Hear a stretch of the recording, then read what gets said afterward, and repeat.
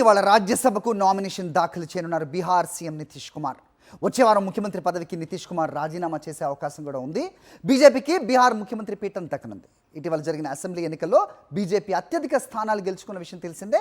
నితీష్ రాజీనామాతో ఆయన తనయుడు Nishant కుమార్కు deputy CM పదవి దక్కే అవకాశం ఉంది. వయోభారం, అనారోగ్య సమస్యలతో సీఎం పదవి నుంచి తప్పుకుంటున్నారు నితీష్.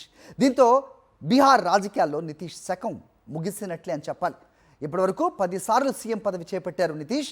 బీహార్ సీఎం రేసులో డిప్యూటీ సీఎం సామ్రాట్ చౌదరి, సంజీవ్ చౌరాసియా, కేంద్ర హోంశాఖ సహాయ మంత్రి నిత్యానంద రాయ్ ఉన్నారు. బీసీ సామాజిక వర్గాలకు సీఎం పీఠం దక్కే అవకాశాలు కనిపిస్తున్నాయి.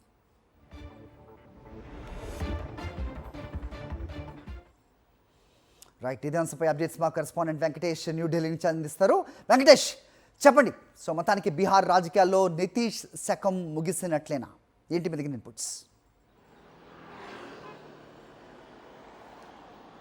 బీహార్ రాజకీయాల్లో సీఎం నితీష్ కుమార్ శకం ముగియబోతుంది. ఈరోజు ఉదయం 11:30కు ఆయన రాజ్యసభకు నామినేషన్ దాఖలు చేయబోతున్నారు. ఈ నామినేషన్ దాఖలు కార్యక్రమానికి కేంద్ర హోంమంత్రి అమిత్ షా కూడా హాజరు కాబోతున్నారు.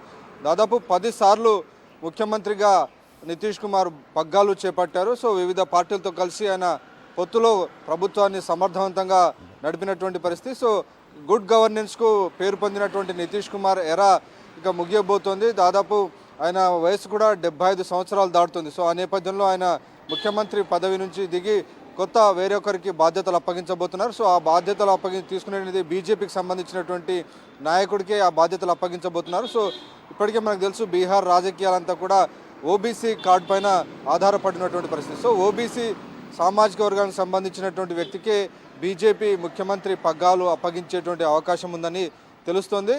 ఈ రేసులో ప్రధానంగా ప్రస్తుతం కేంద్ర హోంశాఖ సహాయ మంత్రిగా ఉన్నటువంటి నిత్యానంద రాయ్ పేరు వినిపిస్తోంది.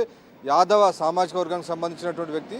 సో యాదవుల యొక్క బలం కూడా బీహార్లో ఎక్కువగా ఉన్నటువంటి నేపథ్యంలో సో ఈ కమ్యూనిటీ నుంచి సీఎం ఉండేటువంటి అవకాశం ఉందని తెలుస్తుంది. కానీ బీజేపీ చాలా సర్ప్రైజ్ సెలక్షన్స్ చేస్తుంది కాబట్టి ఏదైనా కూడా జరిగేటువంటి అవకాశం ఉంది. సో మార్చి 16న ఈ రాజ్యసభ ఎన్నికకు సంబంధించినటువంటి పోలింగ్ జరగబోతుంది కాబట్టి మార్చి 16 తర్వాత ముఖ్యమంత్రి పదవికి నితీష్ కుమార్ రాజీనామా చేయబోతున్నారు.